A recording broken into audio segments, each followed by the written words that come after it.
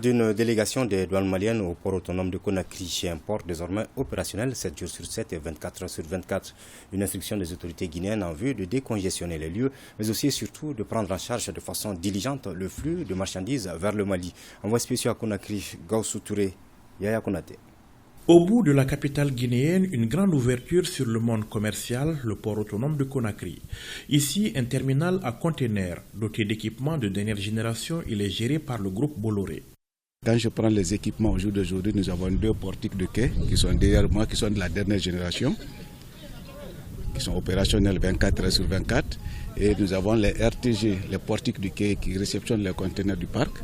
Aussi, nous avons 12 de ça, qui sont opérationnels aussi 24 heures sur 24, ça fonctionne de nos besoins. Nous avons des attelages aussi qui nous aident à prendre les conteneurs du bateau directement au scanner dans les différentes travées aussi. Nous avons au moins 20 de ça aussi, 20 attelages qu'on utilise.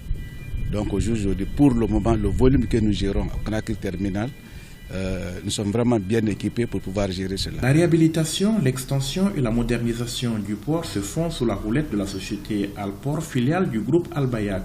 Le concessionnaire entend investir ici pas moins de 500 millions de dollars avec déjà des résultats qui comblent les attentes. Il faut reconnaître que nos anciens, nos prédécesseurs ont œuvré et qu'au jour d'aujourd'hui, avec les infrastructures qu'on a, avec la structure qu'on a, on arrive à écouler un équipement ou une marchandise hors du port le plus rapidement que possible, au point où on est d'ailleurs compétitif par rapport à ces gens qui avaient l'avantage naturel ou économique comparé à nous.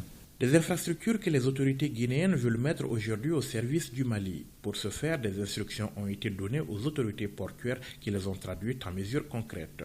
Il est difficile de trouver plusieurs camions sous Palam pour envoyer directement au Mali. Donc on a renforcé les capacités de stockage du Mali, 120 000 tonnes pour les marchandises conventionnelles. Et on a envoyé des stockages de blé, 35 000 tonnes. Aussi, on a aménagé l'espace de stockage pour le coton, pour booster le transit malien. Ça va faire baisser le fret sur le corridor Conakry-Bamako.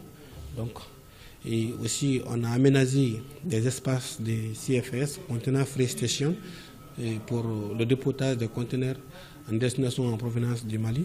Et aussi, on a aménagé des parkings et on est en train de construire un bâtiment où les chauffeurs maliens vont se reposer une fois qu'ils sont à Conakry. Du concessionnaire aux entreprises de logistique et de transport en passant par les sociétés de consignation ou de manutention, l'ensemble des acteurs tentent de s'organiser pour prendre en compte désormais la dimension Mali. Les perspectives, elles sont de soutenir d'abord le Mali. C'est notre priorité. Bon, ce sont des flux qui ne passaient pas par Conakry, qui sont dirigés maintenant dans le soutien de la Guinée au Mali.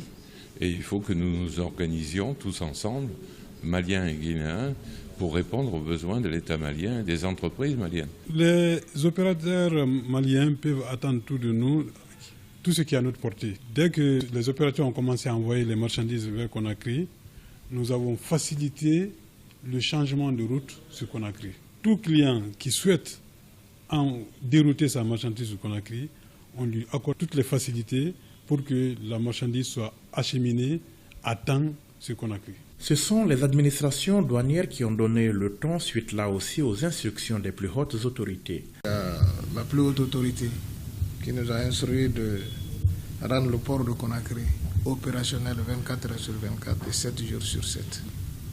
Et ça pour un double objectif. Le premier, c'est pour pouvoir fluidifier le passage des marchandises au port de Conakry.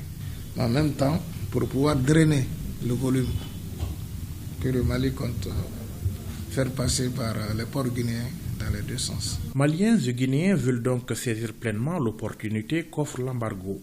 Désormais, les deux pays sont décidés à travailler main dans la main pour que le port de Conakry soit véritablement celui du Mali, mais surtout qu'il le demeure quand la crise actuelle sera passée.